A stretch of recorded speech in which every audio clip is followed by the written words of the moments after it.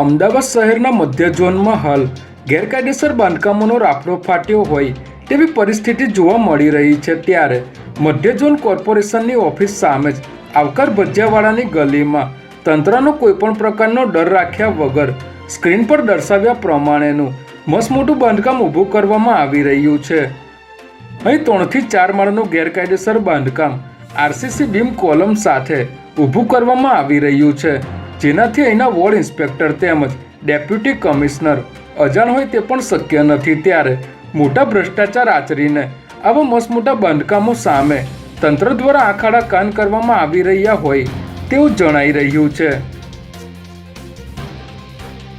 શહેરના મધ્ય ઝોનમાં ઊભું કરવામાં આવેલ આ બાંધકામની મ્યુનિસિપલ કોર્પોરેશનમાંથી કોઈપણ પ્રકારની પરવાનગી લેવામાં નથી આવી, તેમ છતાં ભ્રષ્ટાચારી તંત્ર આવા ઇસમો વિરુદ્ધ કડક કાર્યવાહી કરવાના બદલે માત્ર મૂક પ્રેક્ષક બનીને આ બધું જોઈ રહ્યા છે અને મસમોટા ભ્રષ્ટાચાર આચરી આવા ગેરકાયદેસર બાંધકામોને છૂટો દર આપવામાં આવી રહ્યો છે। ત્યારે આવા ગેરકાયદેસર બાંધકામો તંત્ર દ્વારા ક્યારે ડિમોલિશ કરવામાં આવશે અને આવા શખ્સો વિરુદ્ધ પણ કડક કાર્યવાહી કરવામાં આવશે તેની હાલ રાહ જોવાઈ રહી છે।